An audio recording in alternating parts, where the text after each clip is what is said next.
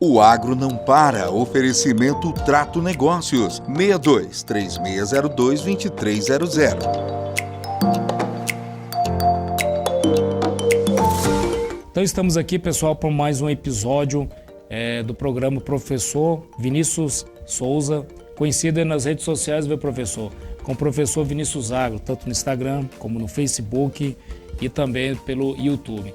Então, por sugestão de você, nosso caro ouvinte, nós trazemos aqui hoje o professor Zé Alves. O professor Zé Alves é professor da Universidade Federal de Goiás, situado em Goiânia, e especialista na parte de irrigação. Então não deixe de acompanhar também ali pela TV Parabólica 348 TV Milagro, e também lembrando a homepage, tá pessoal, né, professor Zé Alves? www.sucessonocampo.com.br.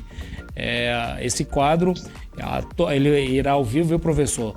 Às sextas-feiras, 19 horas. Aí vocês vão no ícone lá em cima, lá, ó, tá canal Solo Fértil, vai assistir essa entrevista aqui com o nosso fera da irrigação, professor Zé Alves. Professor Zé Alves, eu queria que eu vou falar senhor só por questão de formalidade, viu, professor, né? Se apresentasse aí para a turma que nos acompanha aqui no canal Solo Fértil. Tá, ok. Muito obrigado, Vinícius, pelo convite. É uma grande satisfação participar com você mais uma vez, né? Já participei de algumas entrevistas com você nas suas redes sociais, que é de tão grande sucesso. Então, obrigado, você é motivo de orgulho para todos nós, você que é egresso aqui da Universidade Federal de Goiás, a universidade onde eu trabalho, tive a honra de ter sido o seu professor de irrigação e agora te acompanho, hoje nós somos colegas de trabalho, né? Então, parabéns aí por todo o sucesso que você tem feito, né? Nas redes sociais e agora também na TV, então merecido, tá? Muito obrigado aí pelo convite, em nome da Universidade Federal de Goiás, é sempre um prazer participar. Como vocês sabem, a universidade tem uma missão de ensino, pesquisa e extensão, então nós temos que usar esses veículos. Agradeço muito vocês da imprensa por dar essa oportunidade para que a universidade chegue para todos, né? Então é isso, eu sou engenheiro agrônomo, sou professor aqui na Universidade Federal de Goiás, sou doutor em irrigação e drenagem e estou à frente, né, dessa importante cadeira de irrigação e drenagem nessa escola de agronomia que esse ano comemora 60 anos, né, que é uma data muito importante, a escola de agronomia mais antiga da região centro-oeste. Então é motivo de orgulho para todos nós, há mais de 60 anos formando engenheiros agrônomos para trabalhar nas mais diferentes áreas da agropecuária. Então, muito obrigado novamente pelo convite. É sempre um prazer estar aqui abrindo as portas da universidade para falar com a sociedade goiana e quando é de grande audiência aqui, é toda a sociedade brasileira e a internet nos leva para todos os cantos do planeta. Muito obrigado aí pela oportunidade. Nós que agradecemos, professor, porque o canal Solo Fest, para o senhor ter uma ideia, tem abrangência não só no Brasil, mas também nos países da América Latina, Argentina, Uruguai. Hoje as mídias elas têm esse alcance não só local, mas também mundial. E um assunto que é muito tratado, professor, que nós temos alguns produtores daqui de Jataí, como o Júlio Priori, ele utiliza o sistema de irrigação. Aí um dia eu fui na fazenda e observei nitidamente, professor, principalmente quando tem os veranicos, o sistema de utilização, a irrigação que ele utiliza, que é um gotejamento lá, talvez você até me explica melhor como é que é essa irrigação subterrânea, ali com plantio de milho, e o vizinho dele, professor, do outro lado, que não tinha o sistema de irrigação, o florescimento, o enchimento de grão, não era compatível com o dele, que está utilizando a irrigação. Olha só, professor, aqui tem grandes produtores já utilizando a irrigação subterrânea. O que o senhor acha dessa modalidade que já está chegando aí, vamos dizer assim, aos grandes produtores? Maravilha, Vinícius, que ótimo relato que você trouxe e me dá a oportunidade de estar esclarecendo para as pessoas, né? O gotejamento é uma técnica milenar, vamos dizer assim, né? Então, há muitos anos, talvez eu tenha exagerado, né? Mas há muitos anos se pratica o gotejamento, mas sobretudo na fruticultura, na olericultura. Nos grãos é pouco usual, né? Então, usar gotejo na produção de grãos não é comum e isso tem ganhado força recentemente, né? Principalmente aqui na região do Cerrado. Então, e por que isso, né? É porque, veja, o pivô central, que é o nosso principal sistema de irrigação na região do Cerrado, na produção de grãos, ele irriga áreas circulares, né? E você acaba perdendo muitas áreas nos entrepivôs, vamos dizer assim, né? Então, o gotejamento subsuperfície, né, esse gotejo enterrado, tem sido uma grande opção para irrigar esse entrepivôs, fazendo uma harmonização dos sistemas. Então, você tem área de pivô, área de gotejo, e você bate o olho na área, você não sabe nem onde começa um, onde termina o outro, sinal que a área está sendo muito bem irrigada. E alguns produtores optam já 100% pelo próprio gotejamento, sem optar pelo pivô, já que é um sistema bastante eficiente, né? Economiza-se água ao se irrigar por gotejo em relação à aspersão por pivô. E por que enterrado? Porque a gente faz principalmente o plantio direto. Então a gente enterra numa profundidade tal que faz chegar água nas raízes das plantas e ao mesmo tempo não deixa a mangueira vulnerável ao corte ali, ao passar a plantadeira, né? Aquele disco do plantio direto não danifica a mangueira. Então é sempre interessante que faça esse enterrio das mangueiras e aí você georreferencia onde estão as mangueiras, inclusive, então já tem essa tecnologia.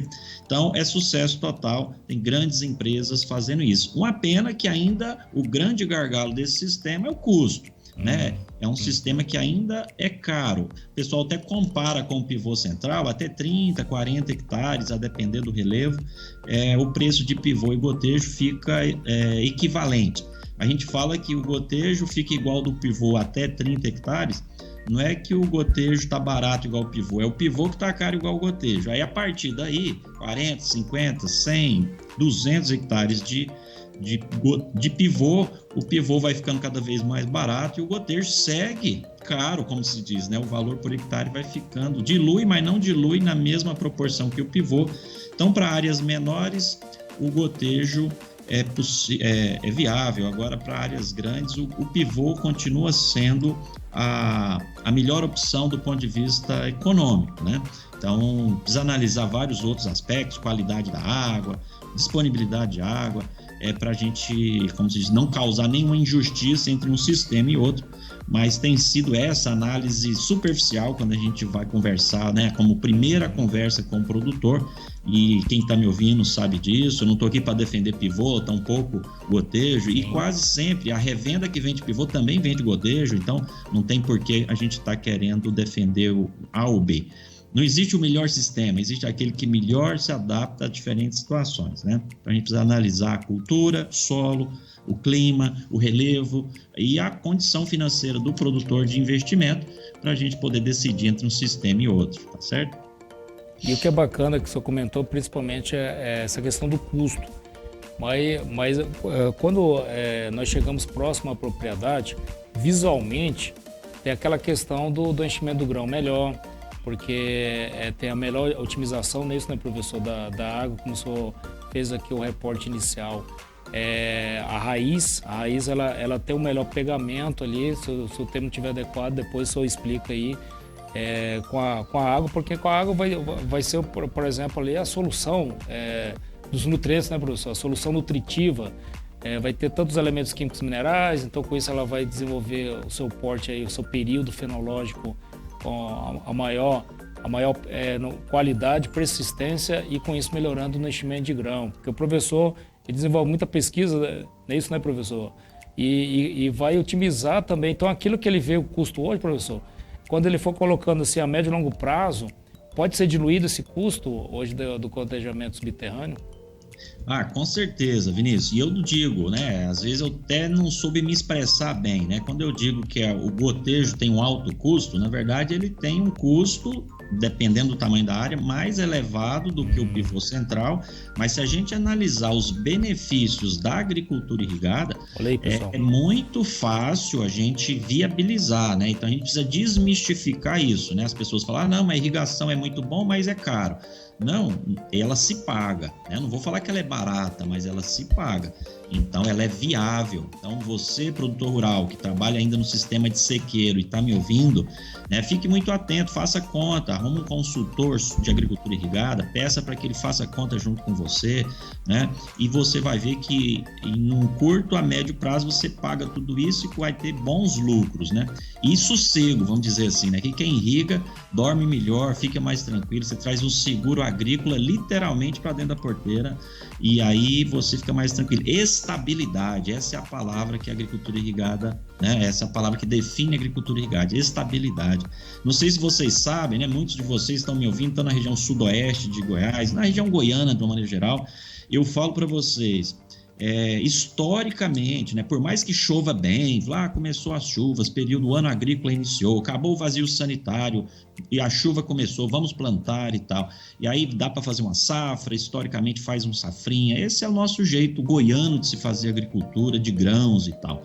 Mas aí veja, é viável se fazer isso, a gente faz isso há décadas. Só que se a gente fizer uma análise minuciosa dessa produção de grãos, a gente tem perdas de 10, 20, 30% de milho, de soja, de feijão, mas só que continua viável economicamente e a gente acostumou com essas perdas, dados veranicos que ocorrem ao longo do ciclo da soja, do milho, do feijão. Então a gente acostumou a ter essa perda e está tudo bem. A agricultura irrigada vem e some com essa perda. Você deixa de ter essa perda de 10% até 30% em alguns anos. E eu falo para vocês, só isso já paga o investimento com um pivô central, entende? Sem falar que abre a possibilidade de você fazer uma terceira safra, que isso é algo fascinante, né? Então, além de se aumentar a produtividade de soja, então, veja, em área de pivô central não se admite menos do que 90 sacas de soja por hectare. O que vocês chamam aí de safrinha, né? Historicamente a gente chama de safrinha, a gente chama de segunda época na agricultura irrigada, porque nós vamos produzir tanto quanto, estamos falando de 210, 220 sacas de milho por hectare, e ainda abre janela para uma safra de inverno ou de seca, que nós vamos fazer um feijão, vamos fazer um trigo, vamos fazer. Aqui eu estou na região metropolitana de Goiânia, que a gente faz tomate para a indústria, a gente faz alho, faz batata, cenoura. Então, assim, abre janela para tantas outras culturas, né? Quem é do algodão e estiver me ouvindo também, veja, faça contas da importância do gotejo enterrado, né, de subsuperficial para o algodão, que é uma cultura muito nobre, né, e que o déficit hídrico tem trazido muitos prejuízos. Você, Vinícius, que é nosso orgulho aí na área de solos, você sabe que uma das coisas que mais rouba a produtividade da agricultura mundial chama-se compactação do solo. Exatamente. O mau manejo do solo faz com que as raízes não penetrem como deveria e etc. E a gente está meio que acostumando com essa perda e não deveríamos fazer um manejo melhor do solo para não ter problema de compactação.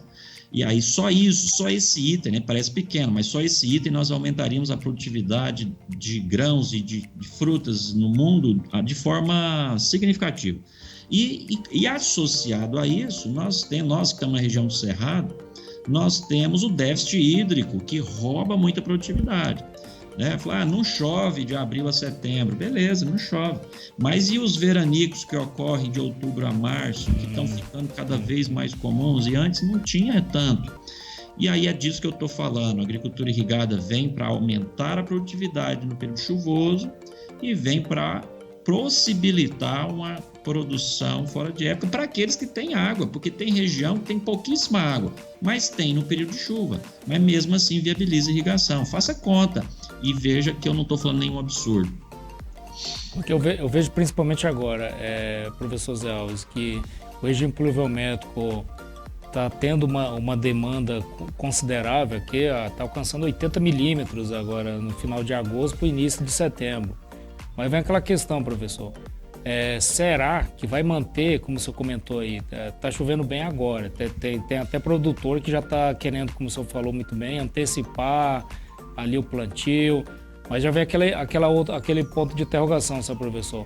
Mas será também que pode vir um período de estiagem um pouco maior, principalmente com os fenômenos climatológicos, como o Ninho que está presente agora? E outra coisa que o senhor comentou que eu achei muito pertinente. Não adianta ter um sistema de irrigação adequado se o solo ele não está adequado também. Seria isso, né, professor Zé Alves? Com certeza, viu, Vinícius? E ontem, eu faço até um relato aqui, ontem eu conversando com meu pai, que um produtor rural de longa data, vamos dizer assim, e meu pai falando sobre isso, nesse ano atípico de chuvas que iniciaram mais cedo e tal, ele falando assim, olha meu filho, não se empolgue, porque a cigarra ainda não cantou, né? Então assim, ele ainda trouxe um jargão de roça, né, de zona rural, mas ele fala que tem tudo para não se sustentar, né? Essa chuva realmente foi uma chuva momentânea, apesar de um volume considerável, mas é um ano realmente atípico, está até deixando todos nós, né, sem entender exatamente o que está ocorrendo, mas é de se esperar que ela não se sustente, que ela vá firmar mesmo em outubro, novembro, como a normal climatológica nos mostra. Quando eu falo normal climatológica, eu estou falando de uma média histórica de 30 anos. Então, a média histórica de 30 anos nos mostra que as chuvas iniciam e firmam mesmo a partir de segunda quinzena de outubro e vai até final de março. Depois disso, ocorrem chuvas? Ocorrem de formas esporádicas ou num ano como esse, né?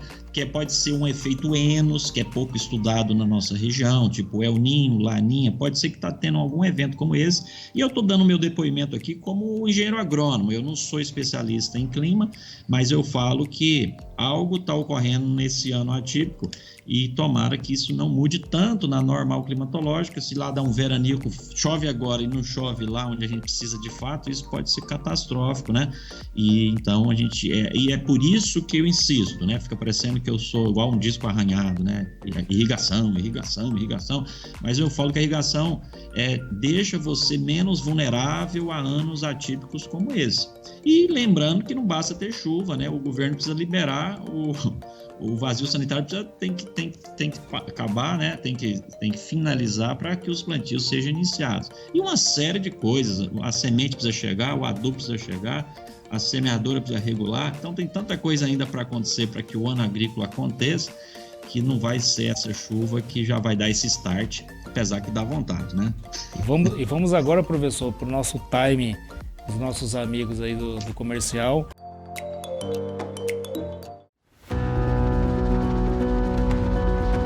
Nós somos uma das primeiras empresas aqui da região a lavar a brita, e da lavagem da brita surgiu o filler. Aprofundando os estudos, nós desenvolvemos o FMX e montamos a empresa Trato Agro, que passou a ser o braço agrícola do nosso negócio.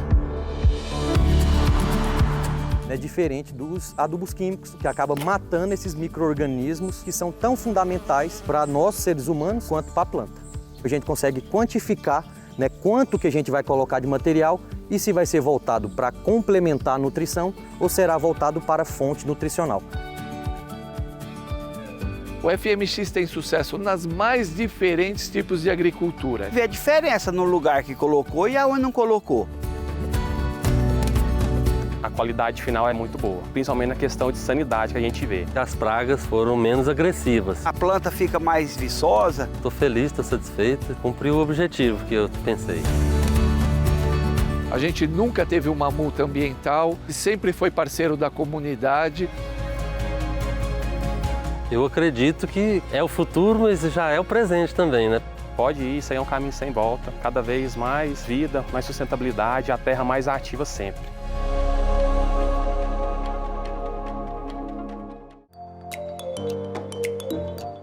Eu queria que o senhor comentasse o que o senhor está achando aí do grau técnico do pessoal aí que trabalha com o método de irrigação, está adequado ou não? O que o senhor nota? Então, Vinícius, para mim, assim, eu fico sempre, como você disse, fazendo análises macro, né, da situação e depois faço as minhas análises regionalizadas dentro da propriedade, tudo isso. Então eu falo o seguinte, Goiás hoje, ele já tem 670 mil hectares irrigados. Olha. Né? Entretanto, nós temos um potencial de 2 milhões de hectares. Então, quando eu falo que eu faço, às vezes, análise macro e depois vou fazendo individualmente dentro das propriedades, é que, tipo, o que está amarrando? O que faz a gente... O que faz chegar nesses... O que vai nos levar a esses 2 milhões de hectares irrigados? Fala que nós temos alguns entraves macros, assim, vamos dizer, de infraestrutura. Então, nós temos que aumentar a nossa disponibilidade de energia. Então o governo sabe disso, né? A Equatorial, que é agora a nossa agência de energia, sabe disso. Então é um desafio para todos nós que temos que pôr energia, né? Senão não adianta o produtor se convencer da técnica, não adianta a gente ter água, não adianta ter todos os outros aspectos favoráveis se não tem energia. Você vai fazer um bom projeto, vai demandar ligar lá um motor de 100, 150 cavalos na sua propriedade e simplesmente vai ser negado por falta de disponibilidade. Isso, só de eu pensar nisso, isso me rouba sono, porque eu acho que seria uma injustiça muito grande com o Estado, com o país, se isso tivesse esse tipo de coisa como limitante. Mas infelizmente tem. E por que tem? Porque a gente cresce acima da média, acima das nossas próprias expectativas. Então é um trabalho que o governo precisa fazer. Então você que é deputado federal, estadual, senador que está me ouvindo, cobre, traga, nos ajude nessa missão de aumentar a infraestrutura de energia no nosso estado, né, para que outras cristalinas surjam, né? Então nós temos que fazer o Vale do Araguaia realmente mostrar todo o seu potencial. O Sudoeste tem muito a ser irrigado, né? O Planalto Central e por aí fora. Nós temos potencial de crescimento muito grande e todos nós, eu, você que está me ouvindo, o Vinícius, todos, né? Você que é idoso, você que é jovem há mais tempo, você que é criança, todos nós merecemos colher todos os benefícios do crescimento da agricultura irrigada, que vai trazer trilhões de divisas para o nosso estado. Então nós merecemos explorar essa riqueza. E aí, claro, outros gargalos, como a própria água. Ah, mas vai ter água para tudo isso? Sim, nós temos água para tudo isso. Nós temos que mudar a forma de olhar para a água e fazer a gestão dessa água, né? Nós já temos caminhado muito, né? Já avançamos muito na forma de pensar e gerir a água no estado. A SEMAD está de parabéns com os avanços recentes que tiveram, mas nós precisamos avançar ainda muito mais e até a nossa própria forma de pensar como usuário, né? Então nós temos que acostumar, criar o hábito, a tradição de guardar a água do período chuvoso para o período seco, né? Eu até brinco, Vinícius, falo assim que aqui em Goiás, quando chove, a gente vai comer pamonha e deixa a chuva embora, literalmente, né? Então, assim, tem que criar o hábito de criar barragens. E barragens não é fazer amontoados de terras nas nossas propriedades, não. Barragens com engenharia, com segurança, com extravasor, desarenador, com largura de crista e base de forma correta, inclinação de talude. Estou falando alguns termos técnicos para mostrar que nós temos que fazer direito. Senão, criamos uma barragem que vai causar um risco para outras barragens, para outras propriedades. Pessoas podem correr risco de morte numa situação dessa. Então, barragens bem estruturadas, guardando água, e aí nossos empreendimentos vão ter água suficiente. Nós temos 1.600 milímetros em média de chuva de outubro a março, e só evapotranspira por volta de 600, 700, ou seja, sobra de 90 a 1 metro de água para seca, só que a gente deixa embora. Coisa de dias, isso se mistura com a água do mar e a gente não se deu conta que poderíamos ter guardado isso nas nossas próprias propriedades, né? Então, e aí, claro, para a gente galgar esses avanços todos, a gente precisa de outras infraestruturas, vamos precisar de mais armazéns, vamos precisar de câmaras frigoríficas, refrigeradoras, etc., mais aeroportos, pôr as hidrovias para funcionar, rodovias, estradas vicinais dentro do estado. Então, sim, tem alguns gargalos que precisam ser avançados para que a gente se torne grandes exportadores de algumas coisas que a gente sequer produz, né? Então, se a gente abrir mercado mesmo e o potencial que nós temos para produzir frutas, algumas frutas que às vezes a gente nem produz ainda no estado, os berries, o açaí, a jabuticaba, a amora, são tantas coisas que eu podia ficar aqui horas falando com vocês, além de alguns grãos, já que a nossa vocação são grãos, alguns grãos que a gente nem produz ainda. Se a gente for exportar feijão para valer, a gente não vai exportar esse feijão que a gente gosta de comer aqui no nosso dia a dia, não. Vamos exportar um feijão rajado. Será que nós estamos prontos para produzir um feijão que tem, às vezes, uma outra gama de doenças, uma outra dinâmica nutricional?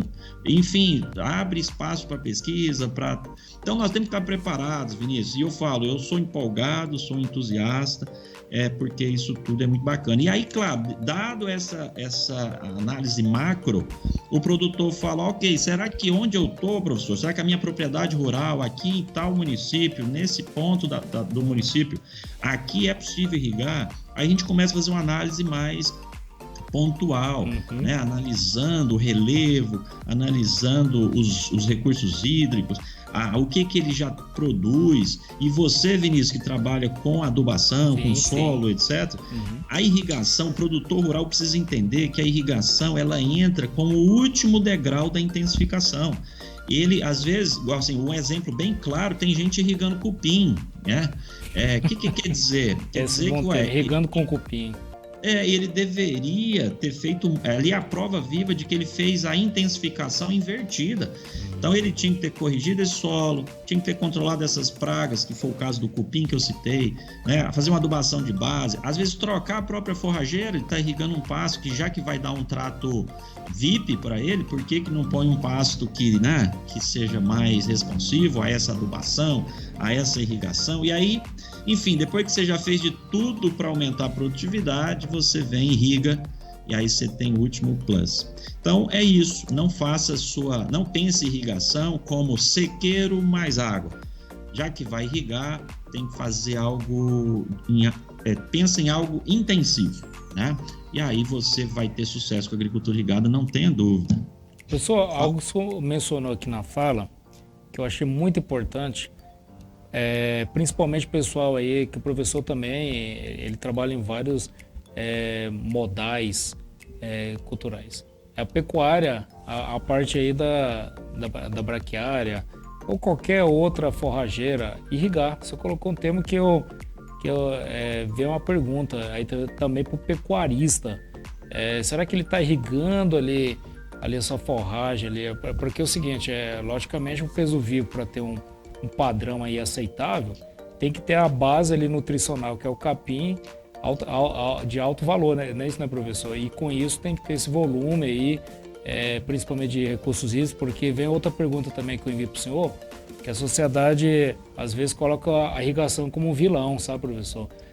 Não, a irrigação, ela acaba trazendo aí uma demanda de perdas. Olha só, professor, de 70% da água que é perdida em função da agricultura. Aí eu pergunto para o senhor, será que esse dado é verdadeiro, professor? Então, Vinícius, eu até agradeço você pela oportunidade de estar esclarecendo as pessoas, né, sobre isso. Então, realmente não é um dado verdadeiro, né? Para começar, é o seguinte, o pessoal às vezes divulga de forma equivocada mesmo, é um erro ao falar que 70% da nossa água é usado para irrigação. Isso é um erro grosseiro, né?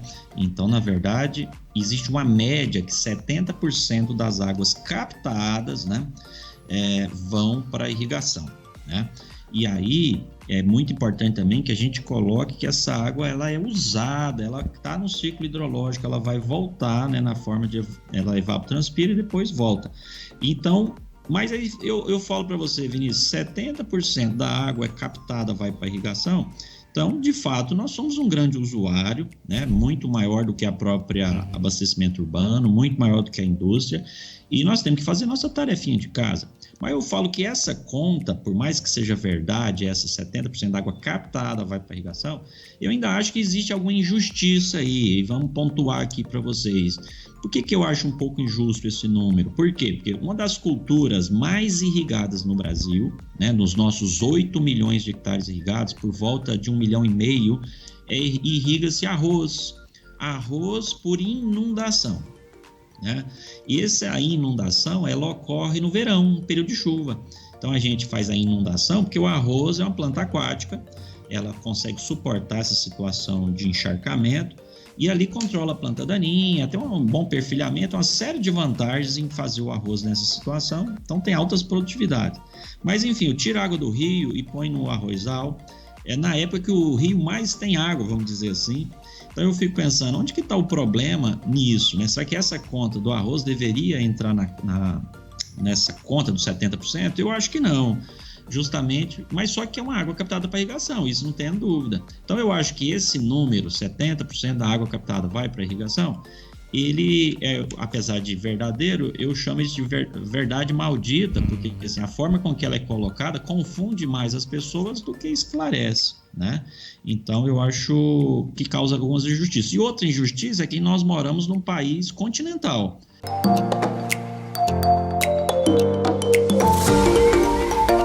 O agro não para. Oferecimento Trato Negócios. 62 3602 2300.